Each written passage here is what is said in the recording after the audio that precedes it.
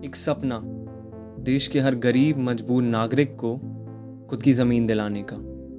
एक पहल और एक सफ़र जो चला हज़ारों किलोमीटर।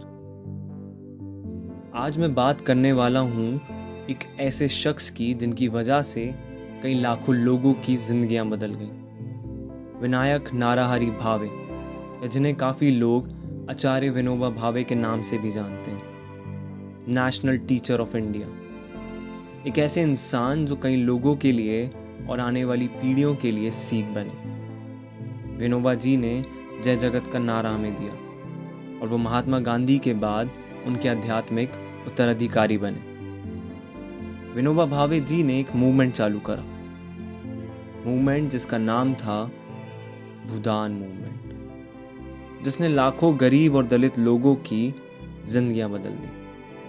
उन्होंने बहुत छोटी उम्र में ही भागवत गीता का ज्ञान ले लिया और तभी से उनकी आध्यात्मिक खोज चालू हो गई। वो हमेशा खुद से यही सवाल करते रहते थे कि उनका मकसद क्या है, वो क्यों हैं इस दुनिया में।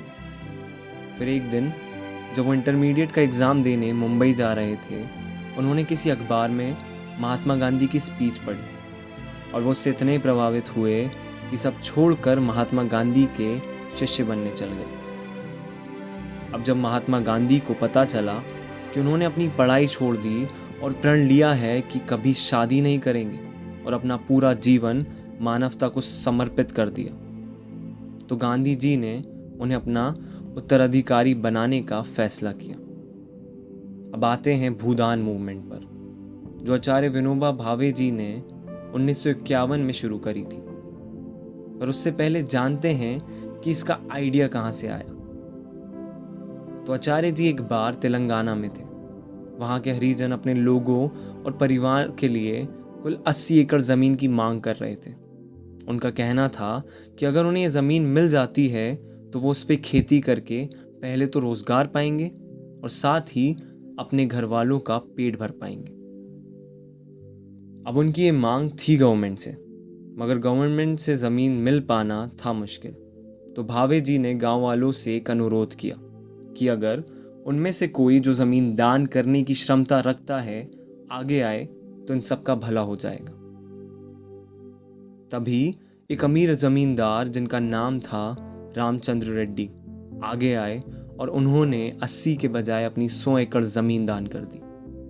अब इसके बाद आचार्य जी को लगा कि अगर यही भाईचारा और दान की भावना और लोग ले आएंगे तो भारत से गरीबी और भुखमरी मिटाई जा सकती है।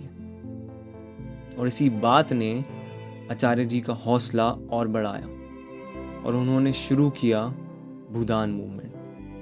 इसके पीछे उनका उद्देश्य था 5 करोड़ एकड़ ज़मीन दान में लेना, क्योंकि इतनी कुछ आबादी थी जो गरीब थी और जिसके पास रोज़गार का कोई साधन नहीं था। तो शुरू होता है एक सफ़र जो हज़ारों किलोमीटर तक चला।